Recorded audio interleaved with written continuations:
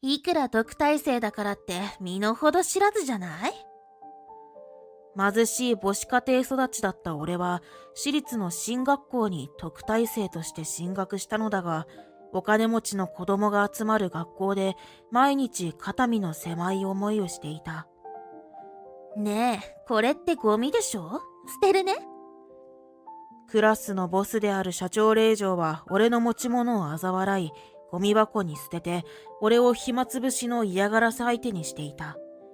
時は流れて大人になり、俺も同級生たちも社会人になったある日、同級生の結婚披露宴でかつてのボスである社長令嬢と再会した。底辺貧乏人がよく参列できるわね。私なら恥ずかしくて無理よ。どうせ大した仕事もしてないんでしょ？彼女だけ時が止まったままなのか、相変わらず馬鹿にしながら俺に職業を尋ねてきたのだが、俺の職業を聞いた彼女は青ざめ、土下座して俺に謝罪することになったのだった。俺の名前は大竹譲。32歳の社会人で日々真面目に働いて暮らしている。そうすることが自分の務めであり、社会人としての責任。そんなことを思うし、小さい頃から心身に染み込まされた感覚だとも感じている。俺には生まれながらに父親がいなかった。母は学生時代の友人と付き合い俺を妊娠し、相手と結婚する寸前で全てなかったことにされたらしい。詳しいことは知らないが、祖母からそんなことを聞いたことがある。いい？夜更かしはしないこと。うん、わかった。俺を一人で育てた母は時間の区別もなく働いていた。正社員の仕事もあったが、夜もパートに出る。俺は一人で留守を守り、母の言いつけを守った。何かバカなことしていい環境ではないというのはなんとなく学んだ。母を困らせてはならないと、俺は自分がやれることに打ち込んだ。勉強に力を入れて真面目に学校に通う。その姿勢が認められ、努力が実を結んだのは高校進学の時。いいか、大竹。夢を見るというのは悪くない。ですが。迷うな。お前は自分にとって最高の環境に行くべきだ。中学3年の時の担任は熱くポジティブな先生だった。いいことだと思う。だが俺の進学先に私立の有名進学校を進めてきた時には行き過ぎた前向きだと少々引いてしまった。担任は俺の成績であれば学費免除の特待生になれると言った。公立の進学校に行くよりも勉強面や進路指導のすべてが手厚い。最後は俺も担任に乗せられた。最初は慎重だった私立校への進学に次第にのめり込んだ。それまで必死に勉強してきた結果が最高の形で認められる。報われてもいいと思うようになったのだ。なんか特待生で母子家庭の子がいるんだってね。実際に高校生になってみると、受験の時期の高揚感はすぐに吹き飛ばされた。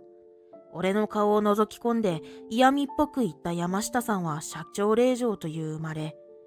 その他のクラスメイトや生徒のほとんども中の上や上の上というお金持ちの子供たちばかりだった。そんな人たちが揃う中に入れば俺は完全に浮いてしまう。いくら特待生になれるからって身の程知らずじゃない？そんな俺は山下さんの格好の嫌がらせの標的になった。朝から夕方まで何かしら嫌味を言われ笑いの種にされる。大竹くんのジャージ穴開いてるんだけど。ねえ、なんでもう一セット持ってないの？あ、貧乏だから？山下さんにつられて笑う人もいれば、罰が悪そうに目を背ける人もいる。しかし異を唱えようという人はいなかった。山下さんは当時の在校生の中でも指折りのお金持ちの子で、美人で勉強も完璧だった。狭い階層社会の中で頂点に立つ存在。だから誰もが妙な遠慮があって何も言えない。わがままお嬢様にみんなで振り回され、彼女の気分次第で変わる嫌がらせの標的になることを必死に避けていた。ねえ、これってゴミでしょ？捨てるね。ちょっと。ある日、俺の文房具一式が教室のゴミ箱に投げ込まれた。朝学校に着いて早々、机の上に俺が置いた荷物を見て、山下さんが鼻で笑ったのだ。中学時代から使っていた筆箱やファイル類はどれもくたびれていた。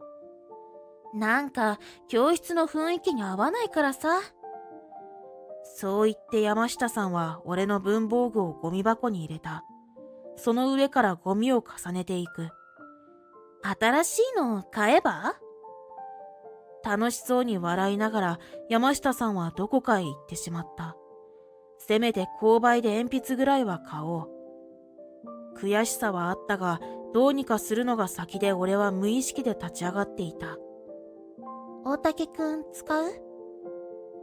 声のする方に目をやると、前田さんという女子生徒がシャーペン数本と消しゴムを差し出していた。私の予備なの。でも、購買で買うから。でも時間もないし、いいから使って。シャーペンと消しゴムを押し付けられ、俺は好意に甘えることにした。前田涼子さんという人は地元のお嬢様だったようだが、大人びた雰囲気の子だった。特に親しい人もいない様子で、一人静かに本を読んでいることが多い。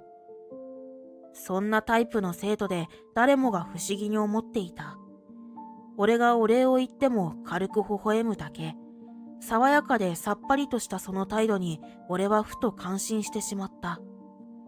前田さんさ、なんで大竹くんに同情なんてするの？善人ぶってる？俺にシャーペンを都合した前田さんに山下さんが噛みついた。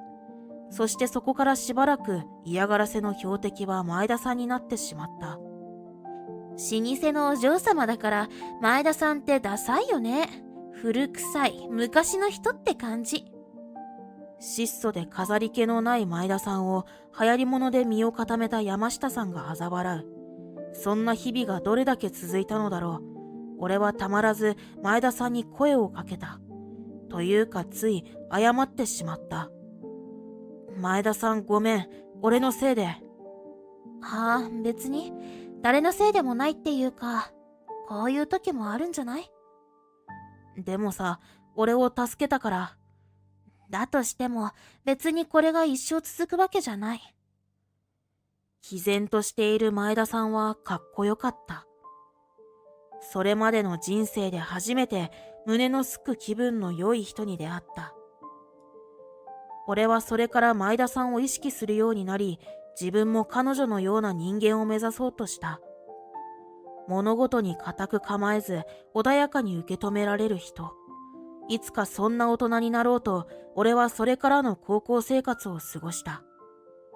高校卒業後、俺はまた特待生として大学に進学した。そこでは返済不要の奨学金も得て、それまで以上に勉強に励んだ。卒業後は IT 企業に就職し、社会人としての一歩を踏み出した。仕事を通じて社会を学び、自分の将来を思い描く。一つずつ立てた目標を達成しながら、俺は地道に働き、気がつけば10年の月日が流れていた。その年の初夏、俺のもとに嬉しい知らせが届いた。高校の同級生が結婚したのだ。同じ部活で汗を流した仲間で、披露宴の招待状を受け取った。俺は出席の返事をして、当日は軽い足取りで式場に向かう。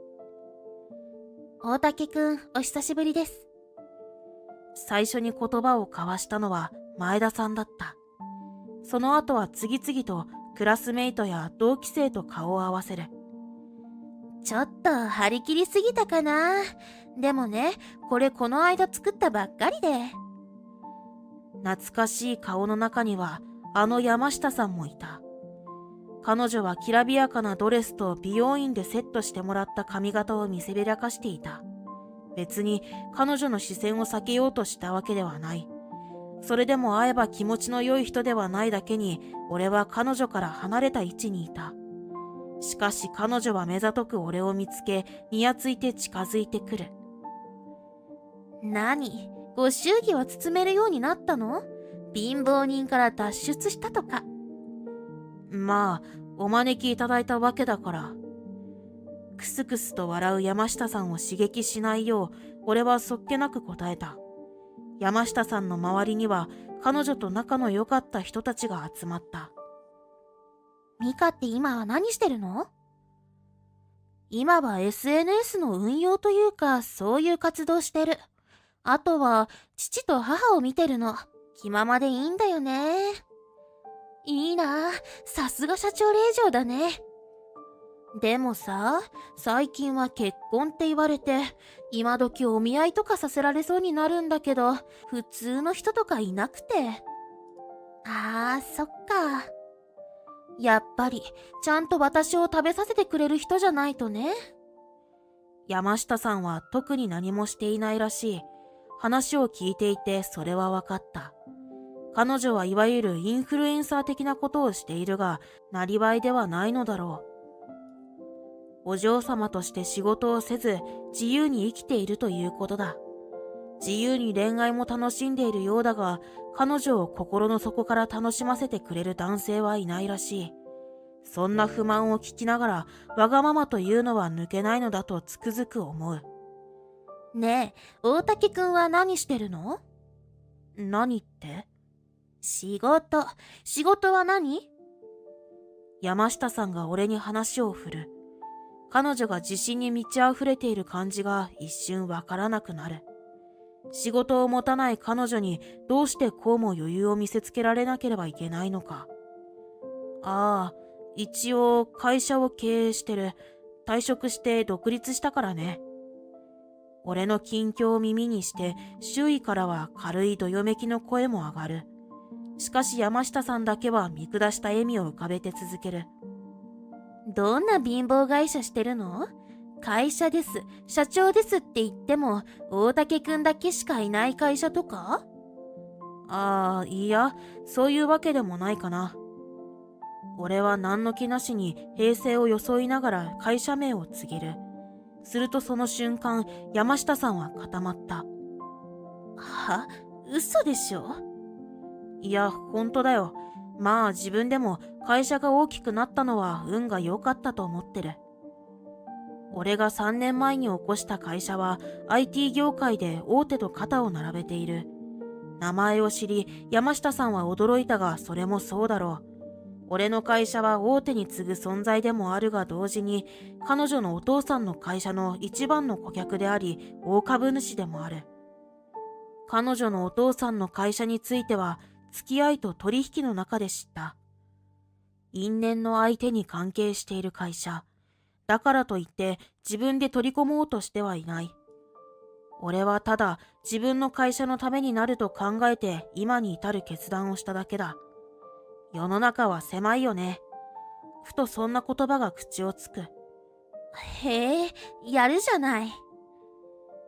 引きつった顔で山下さんはそれ以上何も言わない。俺とのやりとりの意味や俺の言うことがどういうことなのか、彼女も十分理解していたのだろう。披露宴が始まり、招待客は席に着く。それぞれ改めて近況報告と他愛もない話に花を咲かせる。俺は山下さんのグループと近いテーブルに案内された。私は今、商社でマーケティング。私、公務員してるんだ。来年から別の役所に出向になるんだ。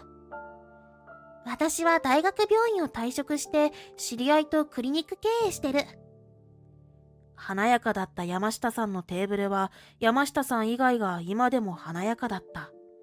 高校時代は高校生として同じ位置にいて、山下さんが仲間を引き連れていた感じがあった。しかし今はそれが逆転している。商社勤務と国家公務員、医師や税理士もいた。何もない山下さんはインフルエンサーだと胸を張るわけにもいかないのか黙っている。仕事の話に熱中している仲間に引け目も感じるのか、彼女はうつむき携帯をいじる。やがて彼女は席を立つ。化粧直しにでも行くのだろうか、不用心にも携帯を点滅させたままテーブルに置いていった。おい、なんだよこれ。その時、山下さんのグループの中にいた一人が笑い声を上げた。数人いた男のうちの一人で、見るとそこそこ酔っている。ミカちゃん、来週はスイートを予約してあるよ。ディナーは君のお気に入りのお店にしよう。だって。おい、アイコンがおっさんの自撮りだよ。男はゲラゲラ笑いながら山下さんの携帯を周囲に見せて回る。どうやら山下さんが席を立ってすぐにメッセージが入ったらしい。男は酔って自分の携帯と彼女の携帯の区別がつかなかったのか、誤って彼女の携帯に触ってしまったようだ。これってさ、彼氏とかじゃなくてパパとか？本物のパパじゃない方の。男は笑いが止まらないのか苦しそうだった。そしてそこに山下さんが戻ってくる。おい山下、今ってパパ活が仕事なの？え？悪いね。携帯間違ってパパからのメッセージ見ちゃったんだよね。血の気が引いている山下さんを笑い、男はもう一度周囲にメッセージを見せて読み上げて回る。パパと週末はホテルのスイートで楽しむんだ。笑えるな。やめて。山下さんがとんでもない勢いで男から携帯を取り返す。そしてそのまま友人たちの制止も聞かず会場を飛び出していった。なんだよ、帰らなくてもいいじゃんか。話聞かせてよ、山下さん。男は悪乗りをして山下さんを追いかけようとした。だが足がもつれてそこに仲間が手を貸してどこかへ連れて行く。ちょっとした騒動は新郎新婦の登場前に収まったが、山下さんが戻ってくることはなかった。そして披露宴は何事もなく終わり、二次会へと流れる。俺は二次会の会場で前田さんを探した。披露宴では席が離れ、話と昔のお礼をしたかったが叶わなかった。前田さん。後ろ姿に声をかけ、そのまま近くの椅子に腰掛け彼女と話す。さっきは慌ただしかったね。ね、ちょっとびっくりした。ああ、俺、前田さんにお礼しようと思ってたんだけどさ。お礼？昔、俺を助けてくれたでしょ。シャーペン貸してくれて、その後も俺をかばってくれたり。ああ、そういうこと。いいんだよ、別にも。昔のことでしょ。昔話と今を行き来しながら、俺たちは二次会の後に飲みに行った。特別な話題がなくても、前田さんとの会話は心地よく続く。最後は連絡先を交換し、気持ちよく別れた。ちょこちょこと連絡させてもらっても。ああ、うん、もちろん。それからしばらく、俺は前田さんとのやりとりを続けて、時には飲みにも行った。そして彼女の誕生日が近いと分かり、俺は遊園地のチケットを手配した。彼女が話の中で行きたいと言った場所で、俺にとっては好きな息抜きの場所。俺はそこに彼女と行くならばとある決断をした。俺からの誕生日プレゼントだと思って。ありがとう。それで、できたら彼女として一緒に行ってもらえるかな。前田さんは俺の告白に驚くと小さくうなずいた。そして先を越されたとおどけた。私、本当は高校を卒業するときに思いを伝えようとしてたんだ。前田さんからも俺への告白が返される。昔へ時を遡りながら彼女は丁寧に教えてくれた。私、あの学校に行くつもりはなかったの。でも、両親の母校で周りに勧められて。けどやっぱり最初は自分の行きたいところへ行くべきだったって後悔してた。高校生になったばかりの頃、前田さんはクラスの雰囲気や学校の空気を嫌なものだと思っていた。お金持ちの学校のイメージそのままに独特の窮屈さが漂う。教室中にまで階層があり、力がある者が奔放に振る舞う。自分は自分でいればいいと決めていてもそうはいかない。前田さんの高校生活のスタートはそんな暗い気持ちで覆われていた。でもね、大竹くんのように芯があって自分を貫ける人もいるって自分の励みになった。山下さんからの嫌がらせに屈せず自分の道を全うしようとする俺は知らない間に彼女の支えになっていたのだという。そんな思いを俺に伝えようにもどうしたらいいのか、自分の感情が何なのか迷ううちに卒業して離れてしまった。これでまた何も言えなかったら私は本当に後悔する。うん。ずっと好きでした。今でも。お付き合い、私からもお願いします。彼女から手を差し伸べられ、俺はその手を取った。どちらともなく微笑み、俺たちは遊園地に行く日を心待ちにした。俺は前田さんと彼氏彼女になり、遊園地での最初のデートを楽しんだ。再会と付き合うきっかけは同級生の結婚披露宴。そしてそこにはあまり嬉しくない騒動もセットだった。しかし棚ぼたのようにして最高の幸せを手に入れたのだから、あの披露宴は興味深い場所だった。一方、その騒動の主人公、山下さんはどうなったか。個人的な好奇心で気になり、俺は下世話と知りつつ知り合いに後日談を聞いた。ああ、今は本当のパパに完投されて家を追い出されたそうだよ。どこかで初めて働いて貧しく暮らしてるらしい。友人がきついシャレを交えて教えてくれた。山下さんはもともと親から呆れられていたようだ。大学卒業後に就職するでもなく、花嫁修行と称して親の財産を食いつぶす。そのうちインフルエンサーを気取り本当三昧。挙句の果てにパパ活が本当の父親の知るところになった。山下さんはともかくそれなりに厳しい部分もあったらしく、彼女の父親は激怒したそうだ。そして結果的に彼女は家を出されて縁を切られたという。最近は慣れない仕事をしながら小さなアパートで初めての一人暮らし。暮らしは貧しく、かつてのオーラはどこにもないそうだ。涼子、これでどう？やっぱり濃い色の方が似合うかな。俺は今、彼女との結婚式に向けて準備をしている。会場を選び、衣装を選び、披露宴では何をするか考える。入籍は済ませていて、彼女とはすでに夫婦として生活している。派手さもなく、目立つことは何もしていない。しかし二人の家庭は幸せで、毎日が楽しい。これからも何も変わらず、周囲に感謝しながら温かい家庭を築いていきたい。